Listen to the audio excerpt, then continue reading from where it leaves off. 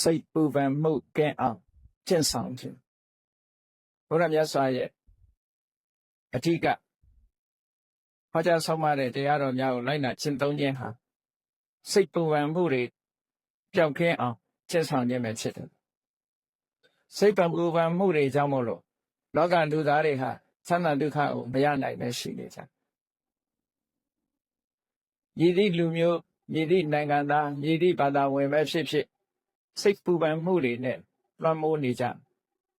ပျော်ရွှင်နေချမ်းမြေ့တယ်ဆိုတာတခါတရံလောက်သာရကြတယ်အလုံးဟာစိတ်ပူပန်မှုတွေရှိနေကြတယ်အဲ့ဒီစိတ်ပူပန်မှုတွေ stress လို့ခေါ်တယ်ခုခေတ်မှာဒီစကားလုံးကိုတော်တော်အသုံးပြုပြီးတော့ပြောကြ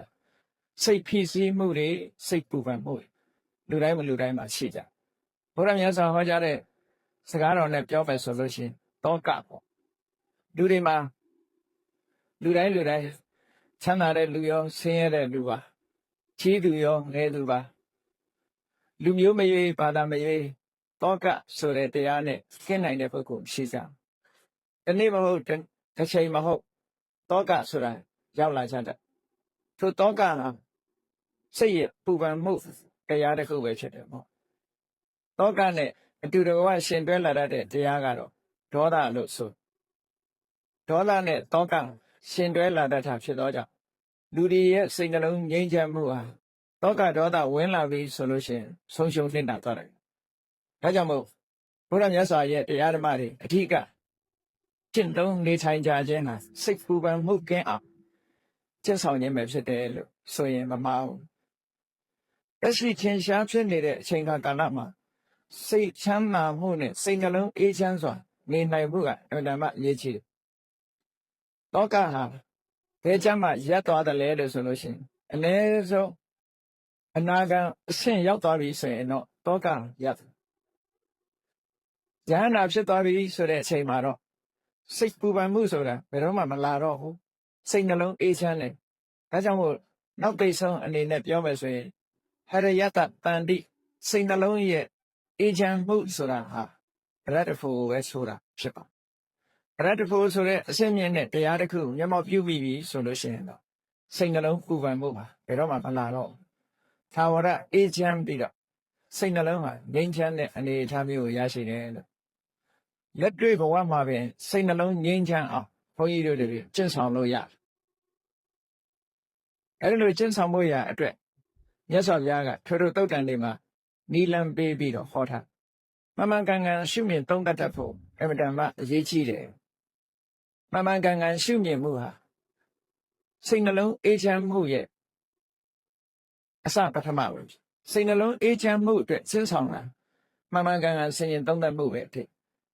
ဒါဖြင့်စိတ်နှလုံးအေးချမ်းအောင်စိတ်တွေပူပန်မှုမဖြစ်ရအောင်ဘာကိုဖယ်ရှားရမလဲလို့ဆိုလို့ရှိရင်တွေ့တာမှုဖယ်ရှားတွေ့တာမှုတွေရှိနေသမျှကာလပတ်လုံးစိတ်နှလုံးအေးချမ်းမှုဘယ်သူမှမရဘူးတွေ့တာမှုသည်စိတ်နှလုံးပူပန်မှုကိုဖြစ်ပေါ်စေတယ်လို့ရသော်ဗျာကိုယ်တိုင်ကလည်းဟောထားတာရှိတယ်တဏှာယစာယတိတောကောတဏှာယစာယတိတောကောတောကဆိုတာတဏှာကြောင့်ဖြစ်လာတယ်တွေ့တာမှုဆိုတဲ့တဏှာရှိနေတဲ့ပုဂ္ဂိုလ်တိုင်းဟာတောကဘယ်လိုမှရှောင်လွှဲလို့မရနိုင်ဘူးတောကကိုရှောင်လွှဲခြင်းလို့ရှိရင်တဏှာကိုလျှော့ချကြရမှာဖြစ်တယ်လူတိုင်းဟာစိတ်နှလုံးအေးချမ်းပြီးတော့တောကကင်းဝေးစွာနေထိုင်ကြတယ်သို့တော့တကယ်ပဲတောကကင်းဝေးပြီးတော့နေနိုင်ကြသလားဆိုမနေနိုင်ကြဘူးဘာဖြစ်လို့မနေနိုင်တာတုံးလို့ဆိုတော့အဓိကအကြောင်းဖြစ်တဲ့တွေ့တာမှုကိုမဖယ်နိုင်လို့တွေ့တာမှုကိုမဖယ်နိုင်သေးတဲ့မြတ်တောကဆိုတာဘယ်တော့မှလျှော့ချနိုင်ကြမှာမဟုတ်ဘူးတဲ့ဒီသဘောကိုဘုန်းကြီးတို့တွေမှတ်သားနိုင်ယူကြမြတ်စွာဘုရားဟောထားတဲ့တရားဓမ္မတွေဟာအင်တမလက်တွေ့ကြတယ်အင်တမလည်းပဲတိကျမှန်ကန်မှန်ကန်ဟောထားသည့်အတွက်ဆိုမြတ်စွာဘုရားတရားတော်မှာလွဲမှားမှုဆိုတာဖြစ်အင်တမစိတ်ချမြတ်စွာဘုရားကိုယ်တိုင်ကသက္ခါတောဓမ္မောဓမ္မမှန်ကန်ဟောထားတာဖြစ်တယ်ဆိုတာဓမ္မရဲ့ဂုဏ်ကြီးထဲမှာအတိအလင်းထုတ်ဖော်ပြထားတာဒါကဂရန်တီပေးတဲ့သဘောပဲမြတ်စွာဘုရားရဲ့တရားဟာမှားယွင်းမှုလုံးဝမရှိဘူး မှားယွင်းမှုမရှိယုံနဲ့မကဘူးမပြည့်စုံတာလည်းမရှိဘူးပိုလွန်သွားတာလည်းမရှိဘူးစဉ်းစားကြည့်လေမြတ်စွာဘုရားဒီတရားတွေကိုဘယ်တော့မှဟောခဲ့တာတော့ဆိုလွန်ခဲ့တဲ့နှစ်ပေါင်း2600ကဟောခဲ့တယ်ဒါမှမဟုတ်ဒီနှစ်တရားဓမ္မပေါ်လာတဲ့နှစ်ဟာဒီဒွေစကြာတရားဟောတဲ့နှစ်လို့လည်းပြောလို့ရတယ်ဓမ္မပေါ်လာတဲ့နှစ်မြတ်စွာဘုရားအဆုံးအမတွေစတင်ပေါ်လာတဲ့နှစ်အရေးအတွက်ဟာဒီကနေ့ဆိုလို့ရှိရင်နှစ်ပေါင်း2600လို့ပြောနှစ်ပေါင်း2600ရှိသွားပြီအဲ့ဒါလို့နှစ်ပေါင်း2600ကဟောခဲ့တဲ့တရားတွေဟာဒီကနေ့ရှိမယ်ဆိုလို့ရှိရင်အောက်တော့ဒိတ်ဖြစ်သွားတာတခုမှမရှိဘူးနော်ဒီတခြားအရာတွေဆိုလို့ရှိရင်ခင်မမီတော့လို့တော့မဟုတ်ဒီအသုံးမချတော့လို့ဖြစ်လိုက်ရတာဒီအများကြီးရှိမြတ်စွာဘုရားတရားတော်မှာဒီကနေ့ထိအောင်တစ်လွင်ပြီးတော့မှန်ကန်နေတော့မရှိဘူးဒါဘာဖြစ်လို့လဲတဲ့ဆိုလုံးဝမှန်ကန်လို့ပဲပေါ့လူသားတွေရှိနေသမျှကာလပတ်လုံးမြတ်စွာဘုရားတရားတော်ဟာမှန်ကန်နေအောင်ပါပဲတရားတွေရှိနေသမျှကာလပတ်လုံးမြတ်စွာဘုရားတရားတော်ဟာမှန်ကန်နေမှာဘယ်တော့မှမှားသွားတယ်မရှိဘူးစဉ်းစားကြည့်နေမြတ်စွာဘုရားကသစ္စာ၄ပါးကိုဟောခဲ့တယ်အေးခေပြောင်းလာသည့်အတွက်ကြောင့်အရှင်ဘုရားဟောခဲ့တဲ့သစ္စာ၄ပါးဟာနော်တဘာလျှော့လို့ရနေပြီခုခေတ်မှာဘယ်ဟာကခေတ်မမီတော့ဘူးလို့ဆိုသစ္စာ၄ပါးဟာတဘာပိုးနေတယ်ဆိုပြီးတော့တဘာကိုလျှော့လို့လည်းမရနောက်ထပ်ထပ်ပြီးတော့သစ္စာ၅ပါးပါလို့ထပ်တိုးခြင်းလို့လည်းမရသူဟာနဲ့သူမှန်မှန်ကန်ကန်တိတိကျကျအရှိအတိုင်းပဲပြည့်လုံးဝပြည့်စုံဒီခုံလေးကိုကေဝလပရိပုံနာလုံးဝပြည့်စုံမြတ်စွာဘုရားတရားပရိသုဒ္ဓတကယ်ကိုတန့်စင်အမှားယွင်းခင်းနဲ့ဖယ်ရှားပြည့်စုံမရှိဘူးနိဗ္ဗာန်ရောက်ကြောင်းအကျင့်တိပ္ပံကိုခေါ်တဲ့အခါမှာလည်းမဂ္ဂင်၈ပါးဒီမဂ္ဂင်၈ပါးမိမိတို့တဏ္ဍာမှာတကယ်ဖြစ်အောင်ကြိုးစားထားပြီဆိုလို့ရှိရင်နိဗ္ဗာန်လမ်းကိုရောက်ဖို့ရတေချာဘယ်ရာဖြစ်မဂ္ဂင်၈ပါးနဲ့မလုံလောက်ဘူးနောက်ထပ်တစ်ခုထပ်တိုးဖို့လိုအပ်တယ်ဆိုတာမရှိဘူး၉ပါးလို့သတ်မှတ်စရာလည်းမရှိဘူး9ပါးလို့ရှော့ချစရာလည်းမရှိဘူးလို့ဒီလိုဆိုလိုတာပေါ့အဲ့တော့မြတ်စွာဘုရားတရားတော်ဟာဘယ်ခေတ်ဘယ်အခါမှာပဲဖြစ်ဖြစ်เสียဆိုတာမရှိတယ်လို့ဖြစ်ဆက်เสียဆိုတာလည်းမရှိဘူးတဲ့ဒါဘာဖြစ်လို့လဲလို့ဆိုလုံးဝမှန်ကန်နေလို့သွားခါတခုံးဆိုတာအဲ့ဒါကိုပြောတကယ်ကိုကြည့်ချင်မှာအေးတချို့တရားကမှန်တော့မှန်တယ်သို့တော့မှန်ပေမဲ့လို့ကျင့်သုံးလိုက်တာတဲ့ပုံကိုယ်တွေကလက်တွေ့သိနိုင်တာမဟုတ်ဘူးဆိုလို့ရှိရင်လည်းအသုံးမဝင်ဘူးဟုတ်တော့ဟုတ်ပါရဲ့နော်မှန်မှန်ကန်ကန်ဟောတာတော့ဟုတ်ပါရဲ့ဒါပေမဲ့လက်တွေ့မပြနိုင်ဘူးဆိုလို့ရှိရင်လည်းလုံးမဝင်ဘူးရသော်ဘုရားတရားတော်ကလက်တွေ့ပြနိုင်တယ်တဲ့တန်ထိတ်ချိကောကိုယ်တိုင်မြင်နိုင်တယ်ကိုယ်တိုင်သိရှိနိုင်အခုပြောတဲ့စိတ်ပူပန်မှုကိုရှော့ချခြင်းစိတ်ပူပန်မှုကိုမဖြစ်ရအောင်ကျင့်ဆောင်ခြင်းစိတ်ပူပန်မှုပျောက်ကင်းအောင်ကျင့်ဆောင်တကယ်ချင်းရင်တကယ်စိတ်ပူပန်မှုတွေပျောက်သွားအဲ့ဒီပျောက်သွားတာဟာကိုကဒါလက်တွေ့ကိုယ်တိုင်သိနိုင်ကိုစိတ်ပူပန်နေတဲ့အခါမှာမြတ်စွာဘုရားဟောတဲ့ဒီစနစ်အတိုင်းလိုက်နာကျင့်သုံးမယ်ဆိုလို့ရှိရင်စိတ်ပူပန်မှုပျောက်သွားဒါကိုဆိုလိုတာပေါ့နော်တန်ဋိဋ္ဌိကောကိုယ်တိုင်သိနိုင်တယ်မြင်နိုင်တယ်ဆိုဒီအရေးချင်းရှိတခါကိုယ်တိုင်သိနိုင်တယ်မြင်နိုင်တယ်လို့ပြောတဲ့အခါမှာဘယ်လောက်ကြာအောင်စောင့်ရမှာတချို့ကိစ္စတွေကကြာအောင်စောင့်ရကိုယ်တိုင်တော့သိနိုင်ပါတယ်ဘယ်နှစ်စောင့်ရမယ်လို့နောက်ဘဝထိအောင်စောင့်ရမယ်လို့ဒီလိုဟာမျိုးတွေရှိသေးတယ်မြတ်စွာဘုရားတရားတော်ကြတော့အဲ့ဒါလို့မရှိဘူးကိုယ်တိုင်သိဖို့အခုစ조사ရင်အခုသိနိုင်တာဖြစ်တော့ကြောင့်အကာလိကောစောင့်ဆိုင်ဖို့ချိန်မလိုဘူးတဲ့အခုစ조사အခုနှလုံးသွင်းအခုသိနိုင်တာဖြစ်ဒါကြောင့်မို့အကာလိကောလို့ပြောအဲ့တော့ဘုရားမြတ်စွာရဲ့တရားဓမ္မတွေရဲ့ဂုဏ်ကြီးတွေဟာဒီအတိုင်းသွားတာအကုန်လုံးဒီတရားကုံတော်6ပါးလို့လူတွေကသိနေကြတဲ့အရင်မြတ်စွာဘုရားရဲ့တရားရဲ့အကြည့်ကျမှန်ကန်မှုကိုဖော်ပြတယ်အေးအကာလိကောအချိန်ကာလဆိုင်းเสียမလိုပဲနဲ့လက်တွေ့ချက်ချင်းသိနိုင်တဲ့အရာလို့ဆိုတော့ကိုယ့်ရဲ့မိတ်ဆွေသင်္ဃာတွေကိုရဲရဲဝုန်းဝုန်းဖိတ်ခေါ်ပြောပြဖို့ဖြစ်နိုင်တဲ့ဆရာတချို့တရားကမှန်ကန်မှုမရှိသည့်အတွက်ကြောင့်ကိုယ်တိုင်လည်းလက်တွေ့မပြနိုင်ဘူးလက်တွေ့ပြရင်လည်းအချိန်ကာလတစ်ခုကြာမှသိရမှာဆိုတဲ့အနေအထားမျိုးရောက်တယ်လို့ရှိရင်ဖိတ်ခေါ်ပြီးတော့ပြဖို့ဆိုတာအမှန်တမ်းခက်တယ်ပေါ့မြတ်စွာဘုရားတရားတော်ကြတော့အဲ့လိုမဟုတ်ဘူးအေဟိပတ္တိကော လာပါလက်တွေ့လှုပ်ချီပါဒီလိုပြောဆိုဖိတ်ခေါ်ပြီးတော့ပြသနိုင်တဲ့တရားမျိုးပြသထိုက်တဲ့တရားမျိုးဖြစ်တယ်အခုချင်းအခုကြိုးရတာဖြစ်သောကြောင့်ဩပတ်နေကြီးကိုလူတိုင်းရဲ့နှလုံးသားထဲမှာရောက်အောင်ကျင့်ဆောင်တဲ့နဲ့နောက်ဆုံးမှာရသော်ဘုရားရဲ့တရားတော်တွေဟာအခြေခံတရားကစပြီးတော့အစစ်မြင့်တရားတွေကြည့်အောင်ရှိတယ်အစစ်မြင့်တရားတွေရောက်တဲ့အခါကျတော့တကယ်ပညာနဲ့အသိပညာလည်းမြင့်မားဖို့လိုတယ်ပေါ့တရားကအစစ်မြင့်တယ်ပညာကအဆင့်နှိမ့်နေတယ်ဆိုလို့ရှိရင်လည်းမသိနိုင်ဘူးဒါကြောင့်မို့လို့ပစ္စတံဝေရိကြကောဝိညူစီဝိညူလို့ခေါ်တဲ့တကယ်ပညာရှိပုဂ္ဂိုလ်တွေမှာမိမိကိုယ်တိုင်ဘုရားမြတ်စွာရဲ့တရားဓမ္မကိုသိရှိနားလည်အဲ့တော့ဒီအရေးချင်းတွေကိုကြည့်လိုက်မယ်ဆိုလို့ရှိရင်တရားအပေါ်မှာခွန်ကြီးတို့တွေဘလောက်ယုံကြည်အားကိုးထိုက်တယ်ဆိုတာအမှန်တမ်းဆင်ရှားဒီအချက်တွေနဲ့ပြည့်စုံနေတာမှအားကိုးစရာအားကိုးယုံကြည်မှုမရှိဘူးဆိုရင်ဘယ်ဟာကိုအားကိုးမှာလဲဒီပြင်ဘာသာတွေမှာဟောတဲ့တရားတွေဆိုလို့ရှိရင်ဒါမျိုးတစ်ခုမှမပါနော်အခြေခံလူတွေလိုက်နာကျင့်သုံးရမယ့်အချက်ကလေးလောက်သာဟောပြောနိုင်ကြတာဖြစ်တယ်အဆင့်မြင့်လာတဲ့တရားအဆင့်တောင်သိအမြင့်ကြီးမဟုတ်ဘူးဘာကိုလူတွေမသိနိုင်တဲ့တရားမျိုးကြတော့ကောင်းကင်ဘုံကိုလက်ညှိုးထိုးပြီးတော့ကောင်းကင်ဘုံကသာဝရဘုရားသခင်ရဲ့အလိုတော်ဆိုတာနဲ့ပဲဒီလူတွေကအလုံးယုံကြည်မှုနဲ့ပဲခြေနှက်သွားကြ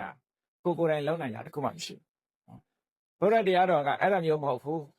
ကောင်းကင်ဘုံကိုလက်ညှိုးထိုးပြီးပြောစရာလည်းမလိုဘူးကိုယ်တိုင်လက်တွေ့ရှင်းသုံးကိုယ်တိုင်လက်တွေ့သိနိုင်တဲ့တရားဆိုတာအင်တာမရှင်းတယ်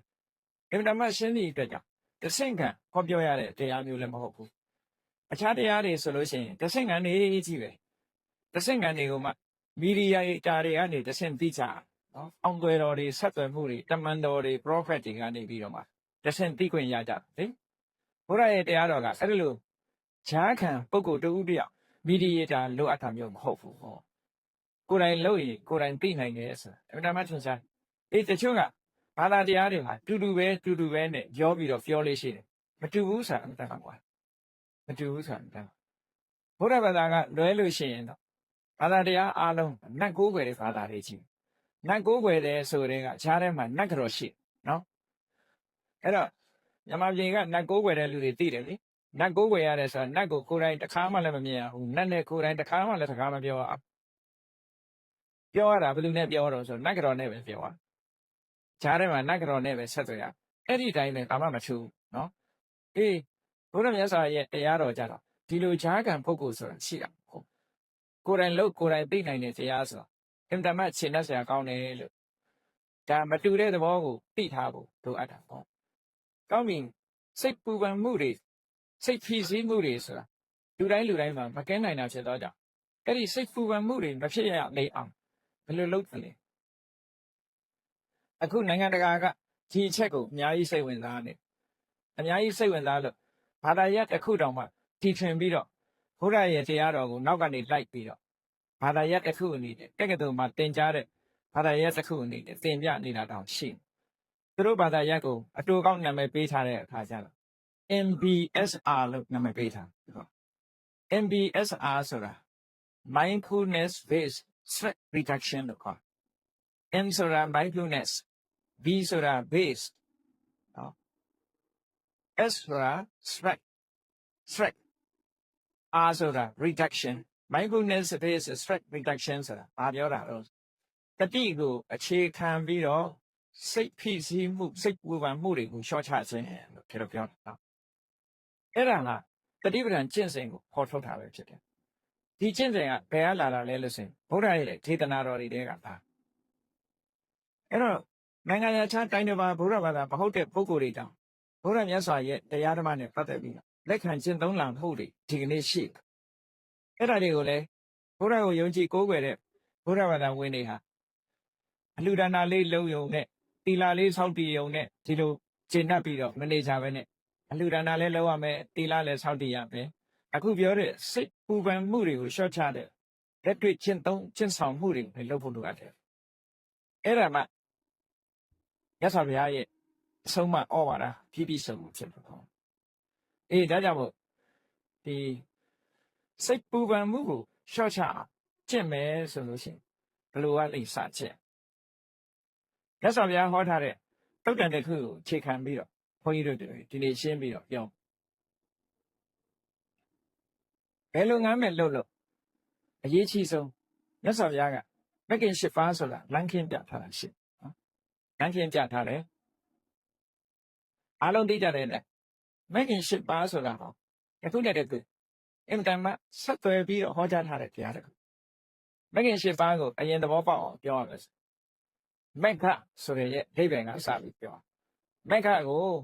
ဒီကနေ့အင်္ဂလိပ်လိုပြန်တဲ့အခါကျတော့ path လို့ပြန် path ဆိုတာလမ်းပဲဝေးလို့ပြန်လို့ရှိရင်နီးလမ်းပဲအဲ့တော့လမ်းဆိုတာဘယ်အတွက်လမ်းလဲလို့ဆိုရင်ခေါင်းကစိတ်ပူပန်မှုတွေကိုရှော့ချတဲ့လမ်းစိတ်ပူပန်မှုတွေကိုမဖြစ်အောင်ကျင့်ဆောင်ရမယ်လမ်းအဲ့တော့မက္ခဆိုတဲ့စကားလုံးရဲ့အဓိပ္ပာယ်လမ်းလို့ path လို့ဘာသာပြန်မိမဲ့လို့ဒီစကားလုံးရဲ့အဓိပ္ပာယ်စစ်အမှန်ကိုပေါ်ထုတ်တဲ့အရာကိုလည်းပဲသိချဖို့ပို့တယ်အဲ့တော့မက္ခဆိုတဲ့ဒီစကားလုံးဟာမြန်မာလိုကြတော့မက်လို့ပဲဘာသာပြန်ထားတာဆိုတော့အဓိပ္ပာယ်မသိချမက္ခကိုမက်ခင်ငါကိုမက်ခင်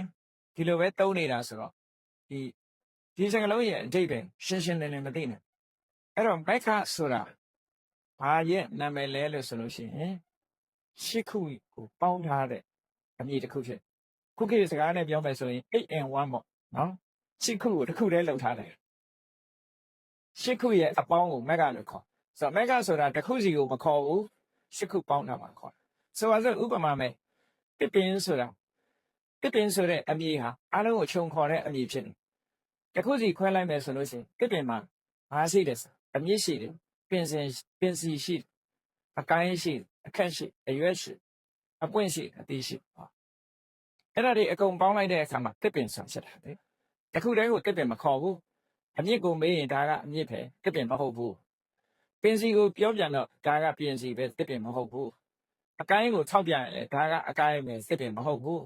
အရွက်တို့အပွင့်တို့အသီးတို့ဆိုလဲသူ့နာမည်နဲ့သူရှိသို့တော့အဲ့ဒီရှစ်ခုပေါင်းလိုက်တဲ့အခါကျတော့မက်ခါဒီကြီးတစ်ပင်လို့ခေါ်တယ်လောကလူတွေသုံးနေတဲ့အရာတွေဟာဒီတိုင်းကြီးပဲကားလို့ခေါ်တာရောကားလို့ခေါ်တာလဲပေါင်းထားတာတွေခေါ်တာပဲဘယ်ဟာကားတုံးလို့တစ်ခုစီပြောရမယ်ဆိုရင်ကားမရှိတော့နော်ပေါင်းထားလို့ရှိရင်ကားပဲကားဘော်ဒီရဲ့ဘိန်းရဲ့အင်ဂျင်ရဲ့အကုန်လုံးပေါင်းထားတဲ့အခါမှာကားလို့ခေါ်တာလေတစ်ခုစီကြတော့ကားလို့မခေါ်ပြန်အဲ့ဒါလိုပဲမက်ကင်ရှစ်ပါးဆိုတဲ့မက်ခဆိုတဲ့အရာဟာရှစ်ခုကိုပေါင်းပြီးတော့ခေါ်ထားတဲ့အရာဒီလိုပြောတယ်ကိုယ်တဏ္ဍာမှာဖြစ်တဲ့ဒီစိတ်ထဲမှာရှိနိုင်တဲ့စွမ်းအားတတ္တိရှိတဲ့ဒီရှစ်ခုတဘာဝတရားရှစ်ခုကိုမက္ခလို့ခေါ်တယ်။ဒါဖြင့်ဘာဖြစ်လို့မက္ခလို့ခေါ်တယ်လဲဆိုတာကိုစဉ်းစားကြည့်အောင်။မက္ခလို့ခေါ်ရင်အဓိပ္ပာယ်ကဘာတော့နိဗ္ဗာန်တ္ထိကေဟိမက္ခိယတိတိမက္ခောတဲ့နိဗ္ဗာန်လိုချင်တဲ့ပုဂ္ဂိုလ်တွေရှာရမယ့်အရာလောကလူတွေဆုတောင်းနေကြတယ်နိဗ္ဗာန်ချမ်းသာကိုမျက်မှောက်ပြုရပါလို့ဣဒံမေပုံညာနိဗ္ဗာန်တ္တပစ္စယောဟောတုလို့ဆိုပြီးတော့နိဗ္ဗာန်ကိုဆုတောင်းအဲ့ဒီလိုနိဗ္ဗာန်ကိုလိုချင်ပြီဆိုလို့ရှိရင်ကိုယ်တဏ္ဍာမှာဘာတွေဖြစ်အောင်လုပ်ရမလဲဆိုဟောဒီမဂ္ဂင်၈ပါးဖြစ်ဒါကိုပြောတာနော်နိဗ္ဗာန်လိုချင်တဲ့ပုဂ္ဂိုလ်တွေရှာရမယ့်တရားတွေဟောမဂ္ဂင်၈ပါးဟာဒီမက္ခတို့မဂ္ဂင်၈ပါးကိုမက္ခလို့ခေါ်တာဟာနိဗ္ဗာန်လိုချင်သူတွေရှာရမယ့်အရာဖြစ်သောကြောင့်မက္ခလို့ခေါ်ဒီလိုဆိုလို့ဒါကအခြေခံကစပြောဒါဖြင့်နိဗ္ဗာန်လိုချင်လို့မဂ္ဂင်၈ပါးကိုရှာပြီးပါပြီနိဗ္ဗာန်ကိုဘယ်သူကရှာပေးမလဲလို့ဆိုရင်နောက်ဝိချုပ်တစ်ခုကြတော့နိဗ္ဗာန်မက္ခတိခဝေတတိတိမေခောဟောဒီတမ္မာဒိဋ္ဌိစတဲ့တရား၈မျိုးကပဲနိဗ္ဗာန်ကိုရှာပေးမှာဒါကြောင့်မို့သူတို့မက္ခလို့ခေါ်တာတဲ့ဘယ်သူမှရှာပေးမှာမဟုတ်ဘူးကိုယ်တဏ္ဍာမှာဒီတရားတွေဖြစ်ပြီးဝဝရောက်လာနိဗ္ဗာန်ကိုသူတို့ကရှာပေးဒါဖြင့်ရှားတယ်ဆိုတာဘယ်ပုံရှားမှလဲလို့မေးတဲ့အခါကျတော့ကိလေသေမာရင်တော်နိဗ္ဗာန်ခိစ္စတိကြည့်မဲ့ခေါ်ကိလေသာတွေကိုဖယ်ရှားပြစ်ပြီးနိဗ္ဗာန်ထဲကိုပြေးဝင်သွားခြင်းအားဖြင့်နိဗ္ဗာန်ကိုရှာသူတို့ပဲဘာလို့ဆိုလိုတာကနိဗ္ဗာန်လို့ချင်းဒီတရားရှိခုကိုယ်တဏ္ဍာမှာဖြစ်အောင်ထီထွားလာအောင်လို့ဒီလိုဆိုလိုတာပေါ့ဒါကြောင့်မို့လို့ဒီမဂ္ဂင်၈ပါးဆိုတာဘုရားဘာသာဝင်တွေအားလုံးသိသို့တော့ဆက်ဆက်နေတာကိုသိချစဉ်းစားကြည့်နိဗ္ဗာန်ကိုလိုချင်ပြီဆိုရင်အစလုံးဘာလို့လဲလို့ဆိုရင်တမ္မာဒိဋ္ဌိအမှန်မြင်မို့လို့မှန်မှန်ကန်ကန်မြင်ရမယ်ခုနကကြည့်တယ်စိတ်ပူပန်မှုတွေကိုရှော့ချဖို့ စိတ်ပူပန်မှုဆိုတာရှိသလားမရှိဘူးလားရှိတယ်ဆိုရင်စိတ်ပူပန်မှုကိုမြင်တာဒါအမှန်မြင်တာပဲသူ့တဘာဝကိုမြင်လာပြီးတဲ့အခါမှာဘယ်လိုရှော့ချရတော့မဟုတ်ဘယ်လိုမဖြစ်အောင်ကျင့်ရမလဲဆိုကျင့်ပုံကျင့်နည်းကိုလည်းမြင်အဲ့တော့စိတ်ပူပန်မှုကင်းတဲ့နေရာကိုမြင်တယ်စိတ်ပူပန်မှုကိုရှော့ချတဲ့နည်းကိုသိတယ်ဆိုတာသစ္စာနဲ့ပြောမယ်ဆိုလို့ရှိရင်និရောဓနဲ့និရောဓဂามိနိပฏิပဒါနော်និရောဓသစ္စာနဲ့និရောဓဂามိနိပฏิပဒါသစ္စာဒီတစ်ခုပြောတာပဲအဲ့တော့စိတ်ပူပန်မှုလို့ဆိုလိုက်တာနဲ့ပဲစိတ်နဲ့ပူပန်မှုလေစိတ်ပူပန်မှုဆိုတာဒုက္ခလားဒုက္ခလားလို့ဆိုရင်ဒုက္ခအဲ့တော့ဒုက္ခဆိုတော့နံပါတ်1သစ္စာကိုပြောတာအဲ့ဒီနံပါတ်1သစ္စာဒုက္ခကိုပြောတော့ဒီဒုက္ခကိုဘယ်သူကနေထုတ်လုပ်လာတော့ဆိုတော့တွေ့တာမှုကထုတ်လုပ်နေတာလို့စိတ်ပူပန်မှုတွေဆိုတဲ့ဟာဒုက္ခထိုစိတ်ပူပန်မှုတွေကိုဖြစ်စေနေတာကတွေ့တာမှုအဲ့တော့စိတ်ပူပန်မှုကိုရှော့ချခြင်းတွေ့တာမှုကိုဖယ်ရမယ်ဒီလိုကျင့်ဆောင်မှုတွေကိုမြင်တာကိုတမ္မာဒိဋ္ဌိလို့ခေါ်တယ်ဒါတမ္မာဒိဋ္ဌိခြေခံအားဖြင့်ဒါတမ္မာဒိဋ္ဌိအမှန်မြင်တယ်လို့ပြောအဲ့ဒီအမှန်မြင်မှုဒီကိုယ်တဏ္ဍမှာပထမဆက်အောင်ပေါ့အဲ့ဒီလိုအမှန်မြင်ဖို့အတွက်ဘာလို့တမ္မာသင်္ကပ္ပမြတ်စွာဘုရားတစ်ခုနဲ့တစ်ခုဆက်သွယ်ထားဖို့ပြောပြအမှန်မြင်ဖို့အတွက်အမှန်စဉ်းစားတတ်ဖို့မစဉ်းစားလို့ရှိရင်မမြင်ဘူးဒါကြောင့်မှန်မှန်ကန်ကန်စဉ်းစားမှုဆိုတဲ့တမ္မာသင်္ကပ္ပဒီမှန်မှန်ကန်ကန်မြင်ခြင်းလို့ဆိုတဲ့တမ္မာဒိဋ္ဌိရဲ့အကြောင်းဖြစ်လာဒါကြောင့်တမ္မာဒိဋ္ဌိပြီးတော့တမ္မာသင်္ကပ္ပဟုတ်ပြီမှန်မှန်ကန်ကန်စဉ်းစားတယ်ဆိုတာဖြစ်လာတဲ့အခါလူတွေကဘာလို့လဲရှိတော့ဆိုစကားပြောရင်အရင်တွေးတယ်စဉ်းစားပြီးတော့မှစကားပြောတာဖြစ်တော့ကြောင့်တမ္မာသင်္ကပ္ပပြီးတဲ့အခါမှာတမ္မာဝါစာမြတ်စွာအကြောင်းမဲ့သူစင်ញင်အားစင်တာမဟုတ်ဘူးတစ်ခုနဲ့တစ်ခုဆက်သွယ်ထားနော်နမစင်တာဟာကိုစင်ញင်တယ်လို့အမတ်တမဲ့ဆင်လိုက်တာမျိုးမဟုတ်ဘူးဒိဋ္ဌိရှိဆင်ထားတယ်လို့ဆိုလို့နော်လုပ်ငန်းသဘောအရအစီအစဉ်ထားလူတွေဟာစကားပြောတော့မယ်ဆိုရင်စဉ်းစားပြီးမှပြောတာတွေးပြီးမှပြောတာဒါကြောင့်တမ္မာသင်္ကပ္ပဆိုတဲ့တွေးတော်ဆင်ញင်မှုရဲ့နောက်မှာတမ္မာဝါစာဆိုတာနောက်တစ်ခါတမ္မာဝါစာပြီးတော့ဘယ်သူလာတော့ဆိုတမ္မာကမ္မန္တဘာဖြစ်လို့တမ္မာဝါစာနဲ့တမ္မာကမ္မန္တရှင်းနောက်ထားရတယ်လဲဆိုအလုပ်လုပ်ပြီးဆိုရင်လူတွေကပြောတယ်ပြောပြီးမှလုပ်ကြဟောဘာလုပ်မယ်ပြောကြဟော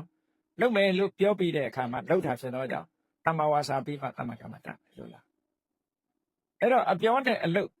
မှန်ကန်သွားပြီဆိုလို့ရှိရင်လူတွေရဲ့နေ့စဉ်စောင့်ဝတ်နေရေးဆိုတဲ့နိလန်းတွေအားလည်းပဲမှန်ကန်သွားတာဖြစ်တော့ကြောင့်တမ္မာဝါစာတမ္မာကမ္မန္တတို့ရဲ့နောက်မှာတမ္မာအာစီဝဘဝမှာဇတ်တည်နေဖို့အတွက်ဒီသုံးခုလားအဲ့တော့တမ္မာအာစီဝဆိုတာဒါတမ္မာဝါစာတမ္မာကမ္မန္တတမ္မာအာစီဝဆိုတဲ့ဒီသုံးခုဟာကုချင်းတရားပဲနဲ့ပတ်သက်ကုချင်းတရားနဲ့သက်ဆိုင်ကောင်းပြီတမ္မာအာစီဝလို့ဆိုတဲ့မှန်မှန်ကန်ကန်အသက်မွေးမှုဖြစ်ဖို့ရအတွက်ဘာလုပ်ဖို့လိုအပ်လဲလို့ဆိုရင်မှန်မှန်ကန်ကန်ကြိုးစားမှုဆိုတာဝီရိယဆိုတာလိုအပ်တယ်ကျင့်နေတဲ့ပုဂ္ဂိုလ်မှာမဖြစ်ဘူးဒါကြောင့်မို့ကြိုးစားအားထုတ်မှုလိုအပ်တဲ့အတွက်ကြောင့်တမ္မာဝါယာမကြိုးစားပြီဆိုလို့ရှိရင်တတိထားဖို့လိုအပ်လို့တမ္မာတတိတတိထားလာပြီဆိုတဲ့အချိန်မှာစိတ်ကလေးတည်ငြိမ်အောင်ပါလုပ်ဖို့လိုတယ်ဆိုတော့တမ္မာသမာဓိအဲ့ဒီတမ္မာသမာဓိရှိပြီဆိုမှတမ္မာဒိဋ္ဌိအမှန်မြင်နေဆိုတာဗျာဒီရှစ်ခုနဲ့လုံလောက်သွားဘုရားဗလာရဲ့ရှင်းစဉ်တစ်ခုကဒီရှစ်ခုနဲ့လုံလောက်ဘယ်တရားပဲဟောမြတ်စွာဘုရားဟာမစ္စည်းမပฏิပဒါလို့ခေါ်တဲ့ဒီမဂ္ဂင်၈ပါးဒီစွမ်းရည်တတ္တိပြည့်ဝတယ်လူတွေရဲ့စိတ်ထဲမှာဖြစ်တဲ့ဒီတဘာဝတရားရှစ်ခုကိုပဲဟောငယ်တဲ့နေပေါင်း1600ကဓမ္မစကြာဟောတဲ့ညဓမ္မစကြာတရားဟောတဲ့အခါမှာလေဒါပထမဆုံးထုတ်ဟောတယ်နော်မစ္စည်းမပฏิပဒါဒီမစ္စည်းမပฏิပဒါဆိုတဲ့မဂ္ဂင်၈ပါးစက္ခုကရဏီညာနာကရဏအမြင်ကိုဖြစ်ပေါ်စေနိုင်အတိညာဏ်ကိုဖြစ်ပေါ်စေဒါဘယ်လောက်ခြေနှက်ဆရာကောင်းလဲဆိုဒီမဂ္ဂင်၈ပါးကိုယ်တဏ္ဍာမှာဖြစ်လာပြီဆိုလို့ရှိရင်စက္ခုကရဏီဓမ္မနဲ့ပတ်သက်တဲ့မျက်လုံးတွေအမြင်မျက်စိတွေရှိတာညာနာကရဏီအတိညာဏ်တွေတိုးတက်တယ်အဘိညာယတမ္မောရာယနိဗ္ဗာန်ထူးကဲတဲ့အတိညာဏ်ထူးကဲတဲ့အမြင်တွေထူးကဲတဲ့အတိညာဏ်နောက်ဆုံးမှာအငြိမ့်တတ်တယ်ခုနပြောတဲ့စိတ်ရဲ့ပူပန်မှုတွေငြိမ့်ဖို့အတွက်ဒါတွေကဖြစ်လာနိဗ္ဗာန်ရငြိမ့်လာဖို့အတွက်ဒါတွေဖြစ်လာဆိုတော့ဘုန်းကြီးတို့တွေကမြတ်စွာဘုရားသခင်ကိုရောမြတ်က ဒီမှန်ကန်တဲ့ကျင့်စဉ်တစ်ခုကြာကြာနာနာလမ်းစဉ်ချပြပြီးတော့ပေးထားတဲ့အချင်းတပိတာဝကတွေတဲကလည်းလိုက်နာကျင့်သုံးသည့်အတွက်ကြောင့်အောင်မြင်အထွတ်ထိပ်ရအောင်ကြိုးကျေးဇူးတွေခံစားသွားရအဲ့တော့ဘုန်းကြီးတို့တွေလည်းဒီလိုမနေဘဲနဲ့မြတ်စွာဘုရားသခင်ကိုရောမြတ်ရဲ့တရားဓမ္မတွေမိမိတို့လက်လန်းမိသမျှနှလုံးသွင်းဆင်ခြင်ကျင့်ကြံကြိုးကုပ်အားထုတ်ကြမယ်ဆိုလို့ရှိရင်နောက်ဆုံးမှာအကျိုးကျေးဇူးတွေကြအခုပြောတဲ့အကျိုးကျေးဇူးတွေခံစားရမှာဖြစ်တယ်ဒီလိုဆိုလို့တာအဲ့တော့ကောင်းပြီစိတ်ပူပန်မှုတွေမဖြစ်အောင်ကျင့်ဆောင်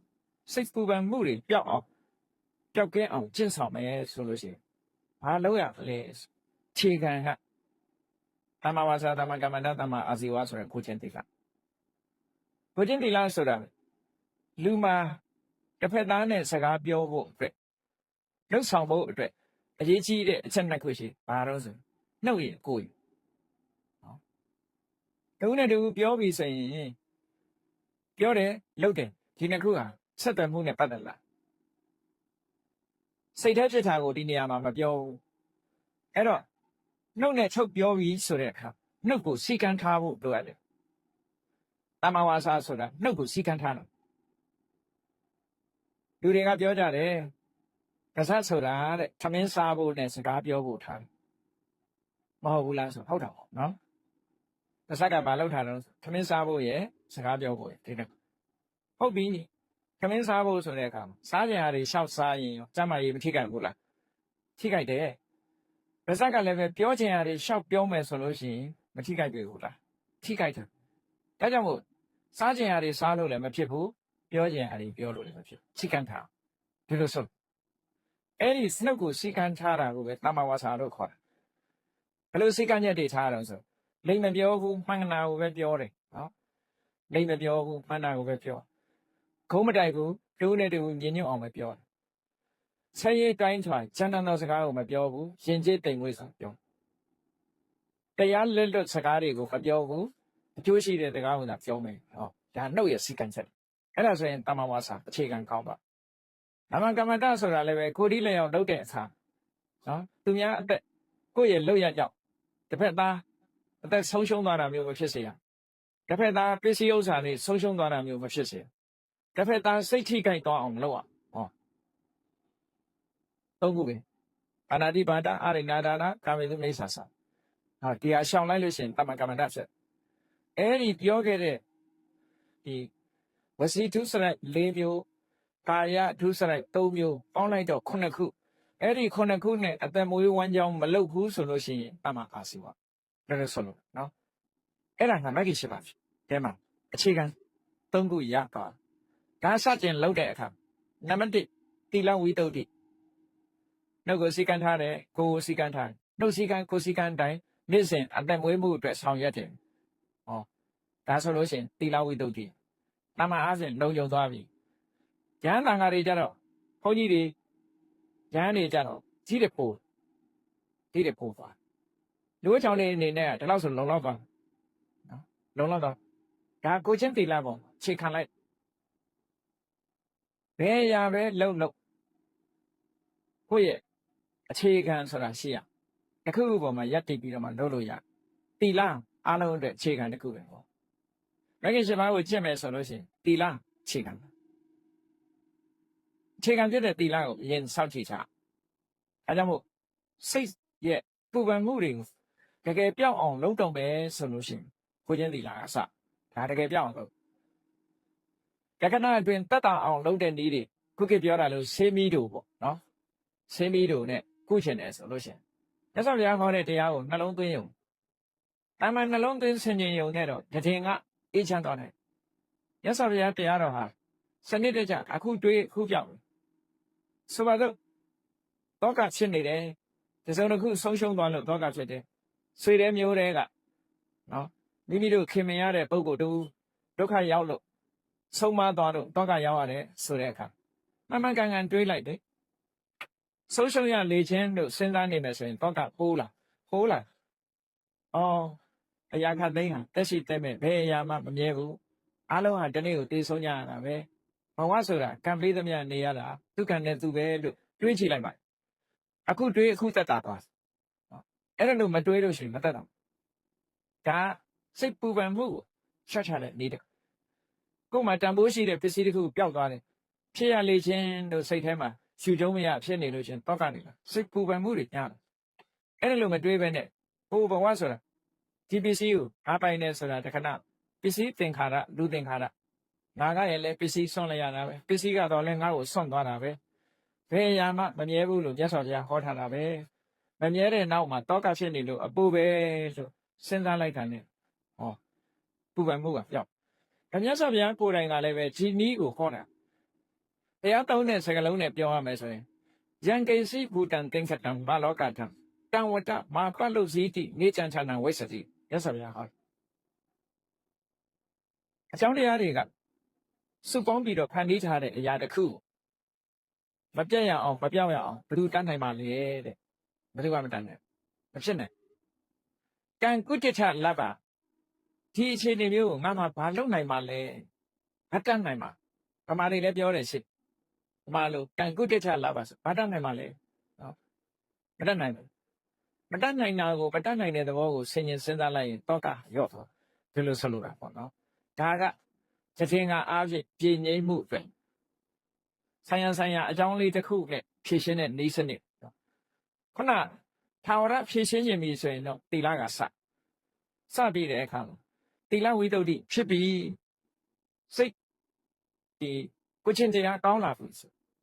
ဒီကိုချင်းတရားကောင်းတာဘာအတွက်လဲလို့ဆိုရင်တိလဝိတ္တုဒီစိတ်တဝိတ္တုဖြစ်ဖို့အတွက်ပဲတိလဝိတ္တုမှမရှိဘဲနဲ့စိတ်တဝိတ္တုဖြစ်ဖို့ဆိုတာအခြေအနေမပေးဘူးတိလရဲ့အခြေအနေကိုကြည့်လိုက်ကိုယ်တိုင်ကိုချင်းတိလနဲ့ပြေဝတဲ့ပုဂ္ဂိုလ်ကိုတိလကိုဆင်ញင်ကြည့်လိုက်တဲ့အခါဘာဖြစ်စိတ်ထဲမှာနှလုံးမသားမယာမဖြစ်ဘူးကြည်နူးတယ်စိတ်ထဲမှာဝမ်းသာ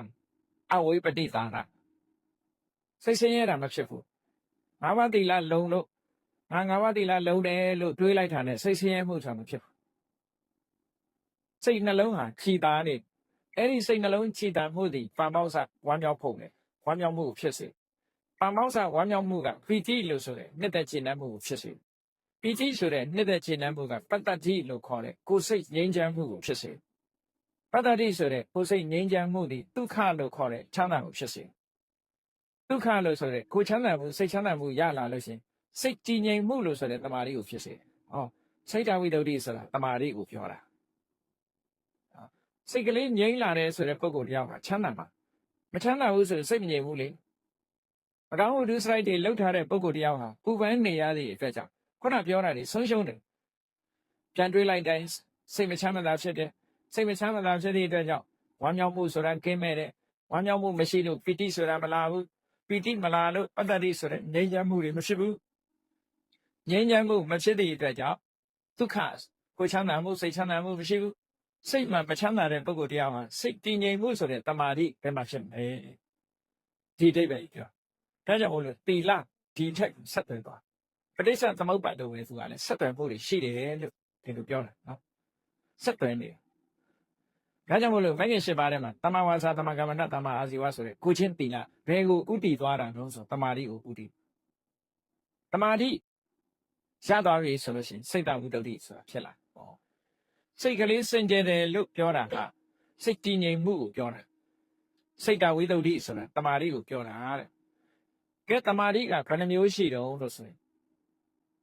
စာပေကျမ်းကအများစုမှာပြောလို့ရှိရင်တမာတိကို2မျိုးပဲပြောတယ်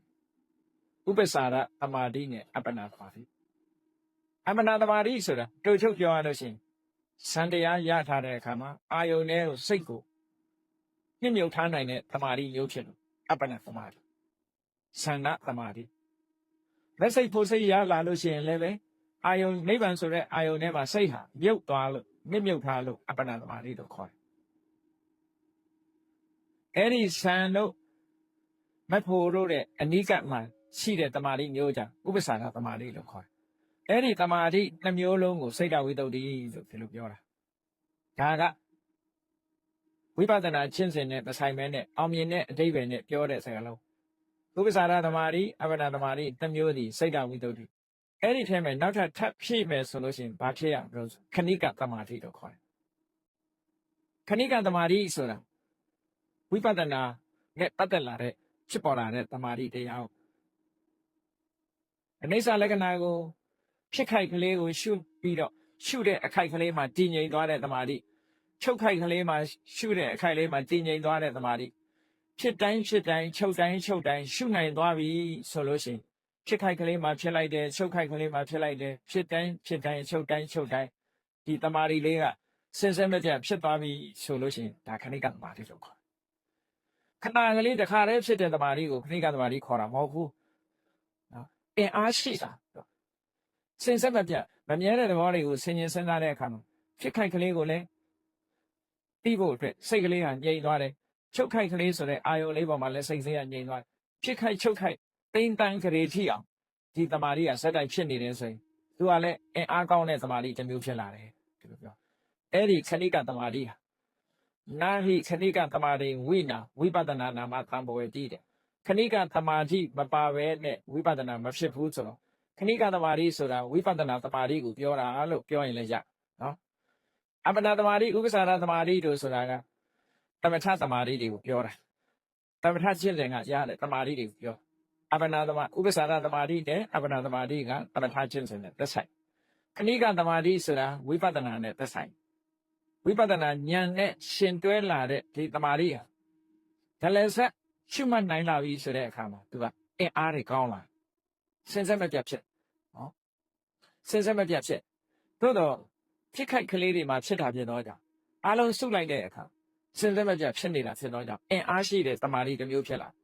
အဲ့ဒီခဏိကသမာဓိမပါဘဲနဲ့ဝိပဿနာမဖြစ်ဘူးတဲ့ဝိပဿနာဖြစ်နေရင်လည်းပဲခဏိကသမာဓိနဲ့တွားနေတာလို့ပြောလို့မှအဲ့တော့ခဏိကသမာဓိရရင်လည်းစိတ်တဝိတ္တုဖြစ်တယ်လို့ဒီလိုဆိုလိုတာအဲ့တော့သီလဝိတ္တုစိတ်တဝိတ္တုဒီတစ်ခုရလာပြီဆိုတဲ့အခါကျတော့မှကိုဆင်ញင်သုံးသပ်အားကိုခန္ဓာကိုယ်ကြီးကိုဆင်ញင်သုံးသပ်တယ်ဒီအဆင့်ကိုရောက်အောင်နော်ကိုခန္ဓာကိုယ်ကြီးကိုကြည့်လိုက်မယ်ဆိုလို့ရှိရင်လူတိုင်းကိုကြည့်လိုက်ကြည့်တဲ့အခါရုပ်ခန္ဓာကိုယ်ကြီးရှိမဟာဘုတ်၄ပါးနဲ့တည်ဆောက်ထားတဲ့ရုပ်ခန္ဓာမဟာဘုတ်၄ပါးနဲ့တည်ဆောက်ထားတဲ့ရုပ်ခန္ဓာကိုယ်မဟာဘုတ်၄ပါးဆိုတာသဘာဝကိုပြောမယ်ဆိုလို့ရှိရင်နော်ပထဝီဆိုတာမာသဘောပြောသဘောလို့သဘာဝနဲ့ပြောကြတယ်ဒီဆိုအာဘောဆိုတာယူစည်းတဲ့သဘောဖွဲ့စည်းတဲ့သဘောသဘာဝနဲ့ပြောရင်ဒီဇောဆိုတာပူတဲ့သဘောအေးတဲ့သဘောဝါယောဆိုတာလှုပ်ရှားတဲ့သဘောတွန်းကန်တဲ့သဘောလို့ဒါကသဘာဝနဲ့ပြောတာတခါတရံကြတော့အရှိနဲ့ပြောလို့လည်းရလက်စော်ဘုရားထိုသုတ်တန်နေမှာဟောတဲ့အခါကျဒီခန္ဓာကိုယ်ကြီးဟာမဟာဘုတ်၄ပါးနဲ့တိဆောက်ထားတယ်လို့ဆိုတဲ့စကားအရာအရှိနဲ့ပြောလို့ရှိရင်ကိုယ့်ကိုစဉ်းစားကြည့်ကိုယ်ခန္ဓာကိုယ်မှာဘာတွေရှိတော့ဆိုအယိုးတွေရှိနော်အယိုးတွေနဲ့တိဆောက်ထားတာမှန်တယ်ခန္ဓာကိုယ်ရဲ့ဒီစကယ်တန်ကြီးပေါ့ဖရိန်ကြီးကအယိုးတွေပေါ့ပုတ်ခေါင်းကနေစပြီးတော့ခြေပြားထိချိအယိုးအားလုံးမြင်မှုလိမ့်မယ်အယိုးစုကြီးတွေနော်ကိုယ့်ကိုယ်လည်းအဲ့ဒါကြည့်စေပေါ့အယိုးစုကြီးအဲ့ဒီလိုအတုံးအခဲတွေအဲ့ဒီအယိုးစုကြီးပေါ်မှာအသားတွေကြွက်သားတွေနော်ဒီနှလုံးတို့ကြောက်ကတ်တို့အသေးတို့ဆိုဥသိဥမတို့ဆိုတဲ့ဒီအတုံးအခဲတွေဒါတွေကတစုဒါတွေကိုပထဝီလို့ခေါ်တာပဲဓာတ်ကြီးလေးပါနဲ့တိဆောက်တာနောက်ဒီထဲမှာအရည်တွေရှိတယ်ဟုတ်လားမျက်ရည်ရှိတယ်သွေးတွေရှိတယ်ဟောအရည်သဘောတွေဒါကိုအာဘောလို့ခေါ်တာပဲနောက်ပူတဲ့သဘောအေးတဲ့သဘောအပူတွေအေးတွေခန္ဓာကိုယ်မှာကိုယ်ငွေ့တွေရှိတယ်အစာတွေကျဉ်ညက်သွားလောက်အောင်ပူတဲ့အပူရှိတယ်ခန္ဓာကိုယ်ကြီးတစ်ဖြည်းဖြည်းရင့်လာအောင်ပိုးလာအောင်ပူတဲ့အပူတွေရှိတယ်အဲ့ဒီအပူတွေဖန်သမျှကိုသေဇောလို့ခေါ်တယ်နေ့စဉ်နဲ့ညအသက်ရှူသွင်းထုတ်နေတဲ့လေတွေရှိတယ်တခြားလေတွေလည်းရှိတယ်အဲ့ဒီခန္ဓာကိုယ်ထဲမှာရှိတဲ့လေတွေအားလုံးကိုဝါယောလို့ခေါ်ပေါင်းလိုက်တဲ့အခါကျမြတ်စွာဘုရားကစာတုမဟာဘူတိကောအယံတာယောတဲ့ဒီခန္ဓာကိုယ်ကြီးဟာဓာတ်ကြီးလေးပါးနဲ့တိဆောက်လာတာလို့ဆိုတာဒါပြောတာကိုယ့်ကိုဆင်ញင်စဉ်းစားကြည့်လို့ရှိရင်အဲ့ဒီခန္ဓာကိုယ်ကြီးဟာဓာတ်ကြီးလေးပါးနဲ့တိဆောက်ထားတယ်ဒီဓာတ်ကြီးလေးပါးနဲ့တိဆောက်ထားတဲ့ခန္ဓာကိုယ်ကြီးကိုတာမန်ပုထုဇဉ်ပုဂ္ဂိုလ်တွေအနေနဲ့ကြည့်လိုက်မယ်ဆိုရင်တာမန်အနေနဲ့ပြင်ကြည့်မိခင်ရဲ့ဝမ်းထဲမှာကလလရေကြီးဆိုတာလေးကစ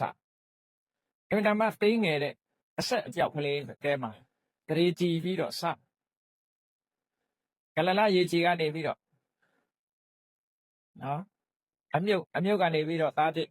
တားရကနေပြီးတော့အမအခုလုံးပြီးတော့မှခက်မှငားပြားဆိုတာတဖြည်းဖြည်းပုံတရံပေါ်လာဆိုလိုတာကခန္ဓာကိုယ်ကြီးဖြစ်ပေါ်နေတာကိုလည်းပဲလူတွေသိကြဆရာဝန်တွေဆိုရင်တော့ပိုသိတာပေါ့နော်လက်တွေ့သင်ကြားနေရတဲ့အခါမှာပိုသိတမန်ပုဂ္ဂိုလ်တွေလည်းပဲအမှတ်တမဲ့နေရင်သာမသိတာမှာသူ့ရဲ့ခန္ဓာကိုယ်ကြီးဟာရုပ်ခန္ဓာကိုယ်ကြီးကကြည့်သေးသေးလေးကနေပြီးတော့တဖြည်းဖြည်းကြီးလာတဖြည်းဖြည်းကြီးလာစတင်ဖြစ်လာတာကိုအာဆယလို့ခေါ်တယ်အာဆယအပစေပါဆယဆက်လက်ပြီးတော့ဖြစ်ဝေးဖွားလာတဲ့တောက်ကြလဲကြည့်ဝေးလာတော့ကသေးသေးလေးရဲ့သမင်းမုံကတရေစာတွေစားပြီးတော့ကြီးလာလိုက်တာဟောဒါရုပ်ခန္ဓာကိုယ်ကြီးရဲ့သဘောနောက်ဆုံးကြတော့ဘာဖြစ်လဲဆိုဒီရုပ်ခန္ဓာကိုယ်ကြီးတေတော့ရေပြုတ်ပလိုက်ရတယ်မိတချိုလိုက်ရတယ်ဟောဒါလည်းတွေ့ကြအဲ့တော့တမ္မာပုရုဇဉ်ပုဂ္ဂိုလ်တွေအနေနဲ့ဒီရုပ်ပိုင်းဆိုင်ရာကြီးရဲ့ဖြစ်လာတာကိုလည်းပဲ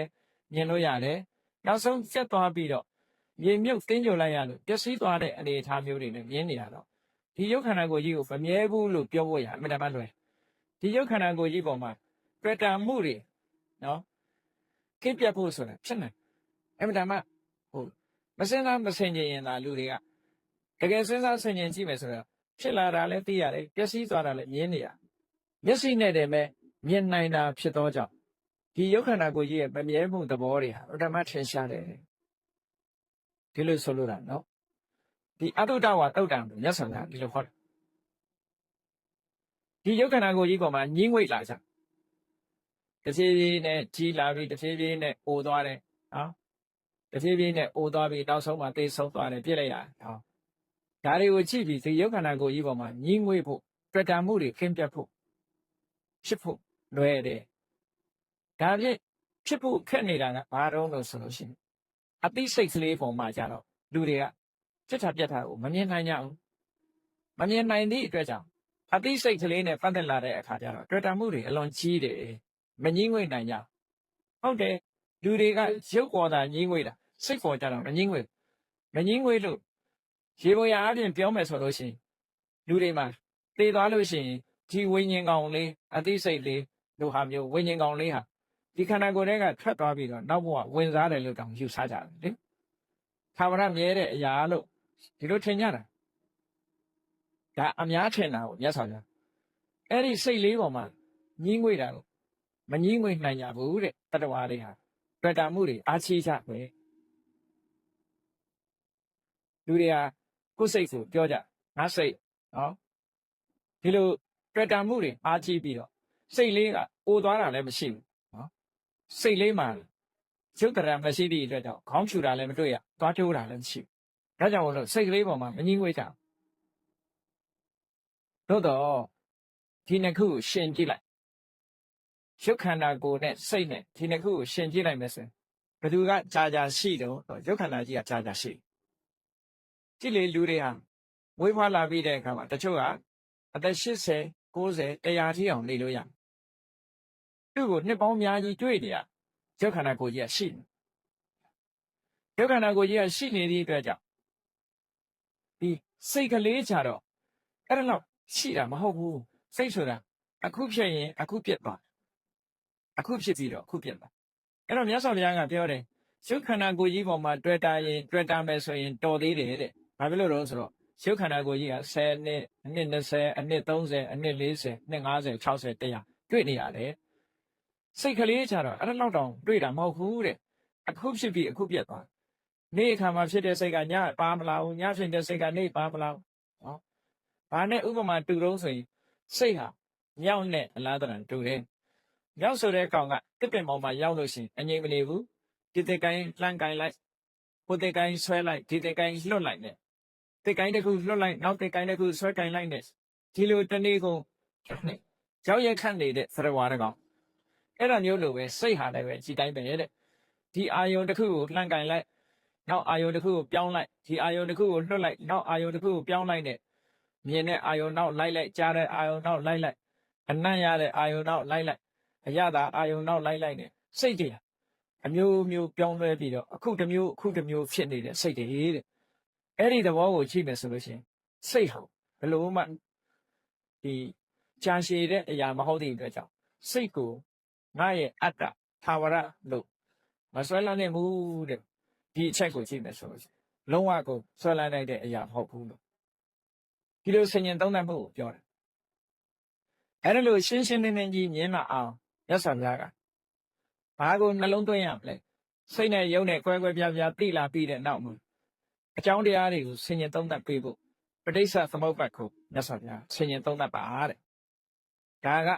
ဝိပဿနာကျင့်စဉ်တစ်ခုကိုကျင့်တဲ့အခါမှာသီလဝိတ္တုတိစိတ်တဝိတ္တုတိပြီးတဲ့အခါမှာယုံနဲ့နံကွဲတာကနာမရူပပရိစ္ဆေဒဒိဋ္ဌိဝိတ္တုတိလို့ခေါ်တယ်ဒိဋ္ဌိဝိတ္တုတိပြီးတဲ့အခါအကြောင်းတရားအကျိုးတရားကိုဆင်ញင်နိုင်တဲ့အကြောင်းတရားတွေကိုသိနိုင်တဲ့ပစ္စယပရိက္ခအဲ့ဒီညာရလာမှကင်္ခာဝိကရဏဝိတ္တုတိလို့ဆိုတဲ့တန်တရားတွေကိုကင်းရှင်းသွားစေနိုင်တဲ့စင်ကြယ်ဖို့မျိုးရလာနိုင်အဲ့ဒါကိုရဖို့ရတဲ့ပဋိစ္စသမုပ္ပါဒ်ကိုဆင်ញင်စဉ်းစားပါတဲ့ကဲပဋိစ္စသမုပ္ပါဒ်ကိုဆင်ញင်စဉ်းစားတယ်ဆိုပဋိစ္စသမုပ္ပါဒ်ဆိုတာခက်တယ်တပည့်တော်တို့ဆင်ញင်စဉ်းစားဖို့အမှန်တမ်းခက်တယ်ဆိုလို့ရှိရင်ပဋိစ္စသမုပ္ပါဒ်ကိုအလွယ်တကူသဘောပေါက်နိုင်တဲ့နည်းလေးနဲ့မြတ်စွာဘုရားဟောထားတာရှိအကြောင်းလေးချောင်းကိုအရင်မှတ်ရနော်ဣမတမိန်တတိဣရံဟောတိနံပါတ်1ကဒီအကြောင်းတရားရှိလို့ဒီအကျိုးတရားရှိဒါရှိလို့ဒါရှိတယ်ပေါ့အမှန်ပြန်မယ်ဆိုရင်ဒါရှိနေဒါရှိကဲစဉ်းစားကြည့်တစ်ပင်ရှိနေလို့ရှိရင်တစ်ပင်ရိပ်ဆိုတာရှိတယ်တစ်ပင်ကိုခုတ်ပြလိုက်ရင်တစ်ပင်ရိပ်ဟာရှိပါအောင်မရှိဘူးတစ်ပင်ရှိနေရင်တစ်ပင်ရိပ်ရှိမှာအခုကြည့်တရားစစ်မီးရှိနေသမျှကလည်းမလုံးအလင်းအောင်ရှိမှာတရားစစ်မီးမရှိတော့ဘူးဆိုရင်အလင်းအောင်လည်းမရှိတော့ဒါရှိလို့ဒါရှိတယ်ဆိုတာကြည့်အကြောင်းပေါ်မှာယက်တည်နေရပုံကိုစဉ်းစားကြည့်ပေါ့ဘုန်းကြီးတို့တရားနာပရိသတ်တွေအခုလို့ငြိမ်ငြိမ်နဲ့ထိုင်းနေနိုင်တာဘာဖြစ်လို့လဲအောက်ကချမ်းရှိဘူးဆိုရင်ကောင်းကင်မြေမှာထိုင်းနေလို့မရလေဒါရှိလို့ဒါရှိတယ်ဆိုတဲ့သဘောဒါပရိစ္ဆေသဘောပတ်ကိုတို့ပြောတယ်အကြောင်းတရားရှိနေတဲ့အတွက်ကြောင့်အကျိုးတရားရှိနေဣမတ္တဥပ္ပါဒာဣဒံဥပ္ပစ္စံဤဒီအကြောင်းတရားဖြစ်ပေါ်နေခြင်းကြောင့်ဒီအကျိုးတရားဖြစ်ပေါ်နေဆိုပါစို့တရားစစ်မီးရှိနေခြင်းကြောင့်အလင်းရောင်ဟာဖြစ်ပေါ်တရားစစ်မီးဖြစ်လာခြင်းကြောင့်အလင်းရောင်ဟာဖြစ်ပေါ်နေတယ်ဣမတ္တမိန်အတ္တိဣဒံတာဟောတိဒါမရှိတော့ရင်ဟိုဟာလည်းမရှိတော့တရားစစ်မီးမရှိတော့ရင်အလင်းဆိုတာမရှိတော့နေမရှိတော့ရင်အလင်းဆိုတာမရှိတော့ဟောဒီလိုဆိုလို့ဣမတ္တနေရောဓဣဒံနေရုပ်စတိဒါချုပ်သွားလို့ရှိရင်ဟိုဟာလည်းချုပ်ဟောတရားစစ်မီးပြတ်တောက်သွားတယ်ဆိုရင်အလင်းရောင်မှာပြတ်တောက်သွားတယ်ဒီသဘောကိုပြောတာနော်အကြောင်းနဲ့အကျိုးဆိုတစ်ခုနဲ့တစ်ခုဆက်ဆက်ပြီးတော့ပြီးတွဲနေရတယ်ဟောပြောပြပရိစ္ဆေသမုပ္ပါဒ်ဆိုတာကျင်းညိုအားဒါပဲဒီအကြောင်း၄ခုတည်းပြောနော်အဲ့တော့ကိုယ့်ကိုယ်ဆင်ញင်စဉ်းစားကြည့်ဖို့ပရိစ္ဆေသမုပ္ပါဒ်နဲ့ဆင်ញင်စဉ်းစားကြည့်ဖို့မြတ်စွာဘုရားဒီလိုဟောတာပရိစ္ဆေသမုပ္ပါဒ်အပြည့်စုံအားလုံးကိုသိနေတာအဝိဇ္ဇာပစ္စယသင်္ခါရပစ္စယဝိညာဏအဖြစ်ဘက်ကအချုပ်ဘက်ကကြည့်တဲ့အခါကျတော့အဝိဇ္ဇာခြုံငိမ့်သွားလို့ရှိရင်သင်္ခါရခြုံငိမ့်သွားတယ်ဆိုချုပ်ဘက်ကနေပြောတာဒါရှိလို့ဒါဖြစ်လို့ဟိုဟာဖြစ်ရတယ်ဆိုတာအဖြစ်ဘက်ဒါမရှိတော့ရင်ဟိုဟာမရှိတော့ဘူးဆိုတာချုပ်ပဲနော်ကဲပရိစ္ဆေသမုပ္ပါဒ်ကိုအရာစကားနဲ့နားလည်အောင်ရှုမြင်သုံးသပ်တတ်ဖို့ပြောရမယ်ဆိုလို့ရှိရင်အဝိဇ္ဇာဆိုတာဘာလဲလို့စာလို့ပြေလို့ပြောနေခက်နေလို့ဆိုမခက်အောင်ဘယ်လိုပြောမလဲလုတ်တင်တာနဲ့မလုတ်တင်တာမသိတာအဝိဇ္ဇာနော်ဘဝမှာကိုယ့်ကိုယ်များလုတ်တင်တာကိုလုတ်တင်တယ်လို့မလုတ်တင်တာကိုမလုတ်တင်ဘူးလို့ဒီလိုသိတယ်လို့မအောင်မိတ်နော်လုတ်တင်တာနဲ့မလုတ်တင်တာကိုမသိဘူးမသိသည့်အတွက်ကြောင့်မလုတ်တင်တာကိုလုတ်တင်တယ်လို့ရှင်းတယ်လုတ်တင်တာကြတော့မလုတ်တင်ဘူးလို့ရှင်းတယ်ရှင်းသည့်အတွက်ကြောင့်လုတ်တင်တာကိုမလုတ်ခဲသေးတယ်မလုတ်တင်တာကြတော့လုတ်ပြီးတယ်ဆိုတာဖြစ်တယ်ပေါ့အဲ့ဒါဟာဘာလို့ဆိုအဝိဇ္ဇာစာလို့ပြောမယ်ဆိုရင်အမှန်တရား၄ခုကိုမသိတာအဝိဇ္ဇာဒုက္ခကိုမသိဘူးဒုက္ခဖြစ်ကြောင်းတရားကိုမသိဘူးဒုက္ခချုပ်ငြိမ်းမှုကိုမသိဘူးဒုက္ခချုပ်ငြိမ်းရာနိလန်းကိုမသိဘူးဆိုတာဇံပတိခြင်းလေးကိုဒါကစေပညာရှုထောင့်ကနေပြောမယ်ဆိုရင်လူတယောက်ယောဂဖြစ်ယောဂကိုမသိဘူးဒုက္ခကိုမသိတာနဲ့ယောဂမသိတာတူတူပဲ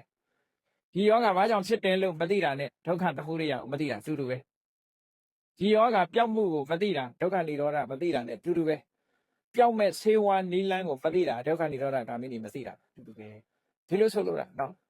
အင်တာမမြတ်စွာဘုရားဟောတဲ့တရားလူသားတွေအင်တာမရိုးရှင်းတယ်သို့တော့မြင်ဖို့ခက်တယ် ဘာဖြစ်လို့မမြင်လဲလို့ဆိုရင်များသောအားဖြင့်တတ္တဝါတွေဟာတတိတံစင်ညကင်းမဲ့နေလို့မမြင်တာ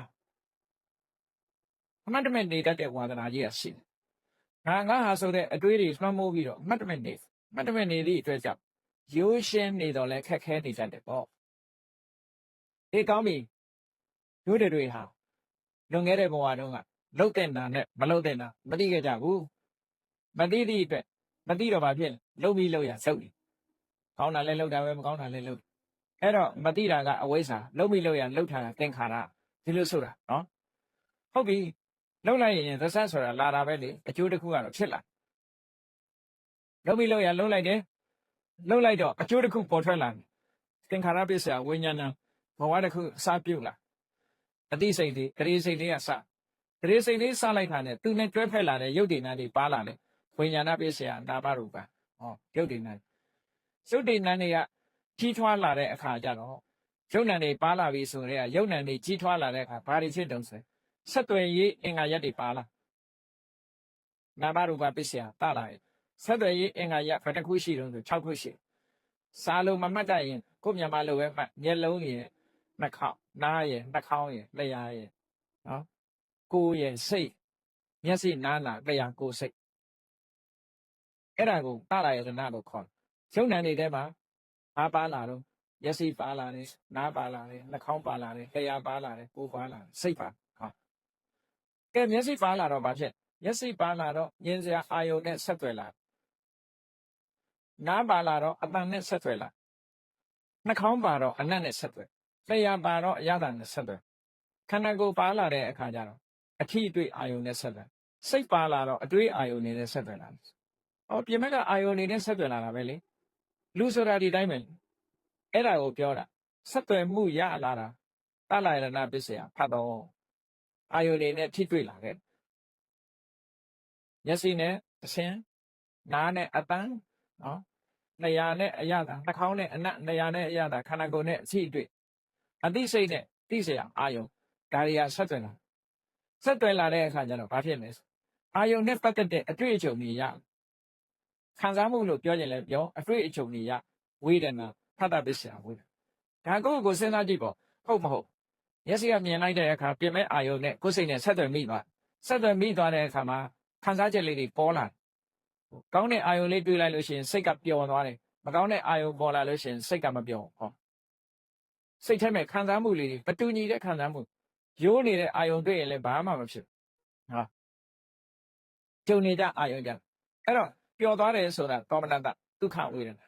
မပျော်ဘူးဆိုတာမကြိုက်ဘူးဆိုတာဒုက္ခဝေဒနာပျော်တာလည်းမဟုတ်ကြိုက်တာလည်းမဟုတ်ဘူးဆိုလို့ရှိရင်မကြိုက်တာလည်းမဟုတ်ဘူးဆိုရင်ဥပေက္ခဟောဖတ်တာပစ္စယဝေဒနာဆိုတာဖြစ်လာ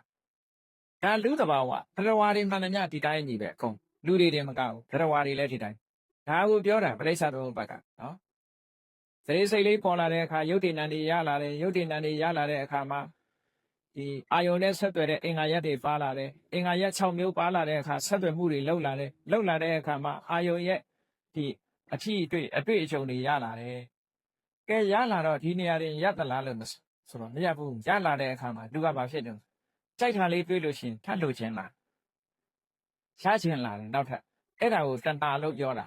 ဝေဒနာပစ္စယတဏှာကြိုက်တဲ့အာယုန်လေးကြထပ်လို့ခြင်းလားလိုခြင်းလာတဲ့အခါဒီနေရာတွေရလာလို့ဆိုမရဘူးဝေဒနာတဏှာပစ္စယဥပါဒနာစိတ်ထဲမှာစွဲနေအရာရင်မနေနိုင်တဲ့အနေအထားမျိုးရောက်ဟောဒီအပိုင်းတွေကြတော့ဒီတရဝါတွေမှာဒီဖတ်တာပစ္စယဝေဒနာဆိုတဲ့အဆင့်ကလေးတွေမရနိုင်တော့ဘဲနဲ့ဝေဒနာပစ္စယကနေတဏှာထိအောင်ကူးသွားတယ်တဏှာကနေဥပါဒဏ်ထိအောင်ကူးသွားတော့ဘာဖြစ်ပြန်တော့ဆိုဥပါဒနာပစ္စယဘောတဲ့ဖြစ်မှုဆိုတဲ့ကံတရားတွေနဲ့ခန္ဓာတွေကံကြောင့်ပေးတဲ့ခန္ဓာတွေရရှိလာကြဟောဆွလမ်းမှုကိုအကြောင်းပြုပြီးတော့လူတွေဟာအကောင်းအဆိုးတွေပြန်လှုပ်လာကြအဲ့ဒီလှုပ်လာတာကိုပဲ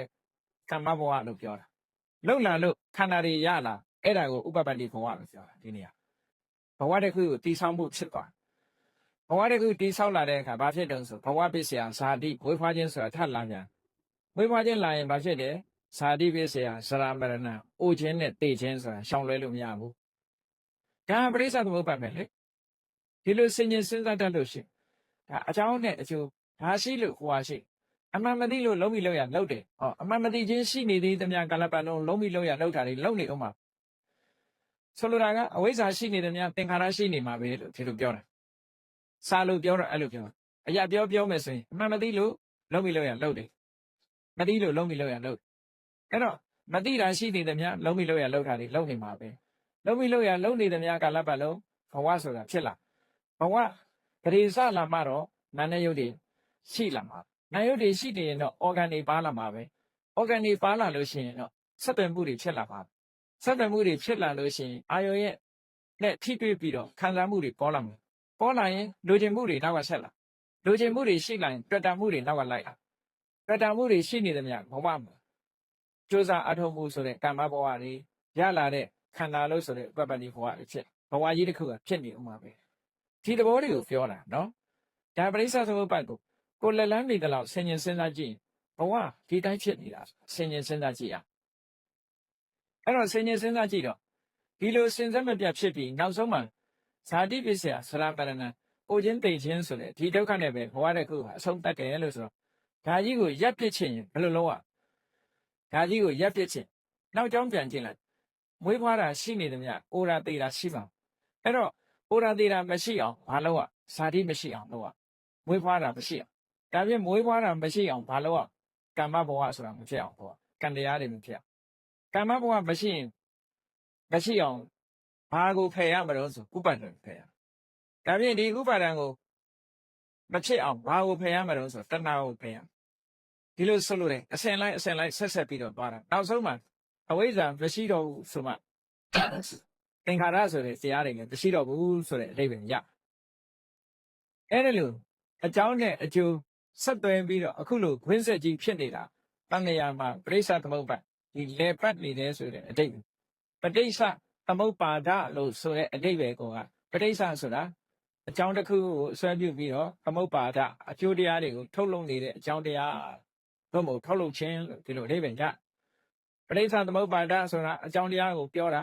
ပဋိစ္စသမုပ္ပန္နဆိုတာအကျိုးတရားကိုပြောတာဒီစကားလုံးနှစ်ခုကိုခွဲခြားပြီးတော့မှတ်ပဋိစ္စသမုပ္ပါဒကအကြောင်းတရားကိုပြောတယ်ပဋိစ္စသမုပ္ပန္နဆိုတာအကြောင်းတရားကြောင့်ဖြစ်ပေါ်လာတဲ့အကျိုးတရားကိုပြောတာအကြောင်းနဲ့အကျိုးသည်ဆက်ဆွယ်ပြီးတော့နေတယ်အကြောင်းဖြစ်လိုက်အကျိုးဖြစ်လိုက်ဒီလိုဆိုလို့တာဒါကလည်းပဲအမတ္တမထင်ရှားတာပေါ့လူတွေပဲကြည့်ပါအောင်တော့အမေဖြစ်လိုက်သမီးဖြစ်လိုက်မရှိဘူးလားနော်သမီးဖြစ်လိုက်အမေဖြစ်လိုက်ပဲလေကို့အမေကိုကြည့်ရင်ကိုကသမီးပဲပေါ့နော်ကို့သမီးကြည့်တဲ့အခါကိုကအမေဖြစ်ပြန်ဒီလိုပဲပရိစ္ဆသမုပ္ပါဒ်မှာလည်းပဲအဲ့တိုင်အကြောင်းဖြစ်လိုက်အကျိုးဖြစ်လိုက်ပဲစင်စစ်မပြတ်အခုလိုခေါ်ရတယ်အဲ့ဒါကိုရှုမြင်သုံးသပ်နိုင်ပြီဆိုလို့ရှိရင်မြဲတဲ့အရာဆိုတာတခုမှမရှိဘူးလို့ရှင်းရှင်းလင်းလင်းကြီးမြင်လာပြီဆိုတဲ့အခါနောက်ဆုံးကျုပ်တရားပေါ်မှာလည်းပဲတွေ့တာမှုတွေကင်းပြတ်လာမယ်ဝေဒနာဆိုတဲ့ပေါ်မှာလည်းတွေ့တာမှုတွေကင်းပြတ်လာမယ်တင်ညာလို့ဆိုတဲ့ခန္ဓာပေါ်မှာလည်းတွေ့တာမှုတွေကင်းပြတ်လာမယ်သင်္ခါရဆိုတဲ့ခန္ဓာပေါ်မှာလည်းတွေ့တာမှုတွေကင်းပြတ်လာမယ်ဝိညာဏလို့ဆိုတဲ့ခန္ဓာပေါ်မှာလည်းတွေ့တာမှုတွေကင်းပြတ်ဘာဖြစ်လို့ကင်းပြတ်လာတော့ဆိုဒီတဘာဝတရားတွေဟာဖြစ်ပြီးတော့ပြတ်သွားတဲ့အရာတွေဖြစ်လို့ဖြစ်ချင်းပြည့်ချင်းဆိုတာတွေအများအားနှိမ့်ဆက်နေလို့ငါလုံနိုင်တာတခုမှမပါတာဖြစ်သောကြောင့်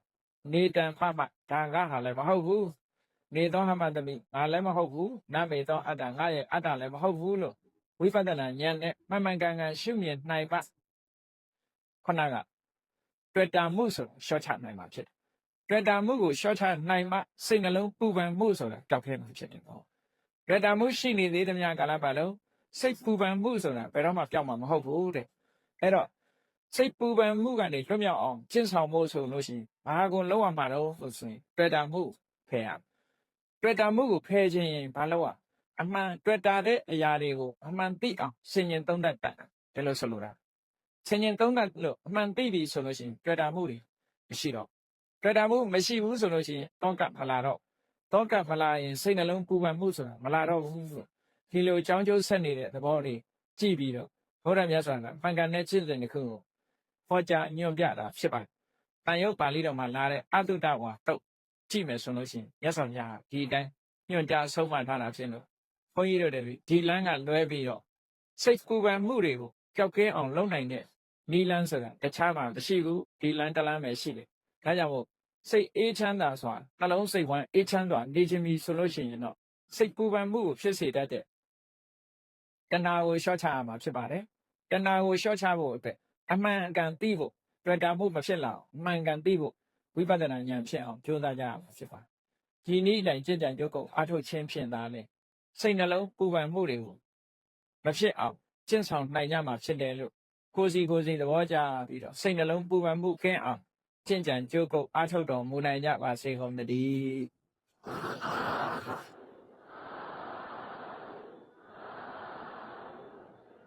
ကဲမေတ္တာပွားရအောင်တတ္တဝါများစွာဖေးရန်กว่าချမ်းသာကြပါစေတတ္တဝါများစွာဖေးရန်กว่าချမ်းသာကြပါစေမေတ္တာရည်ချမ်းသုံးငါဖြံ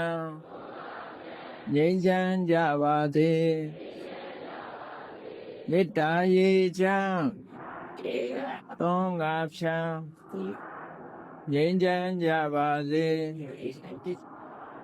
ဆက်ရှိချမ်းပါစိတ်ချမ်းသာ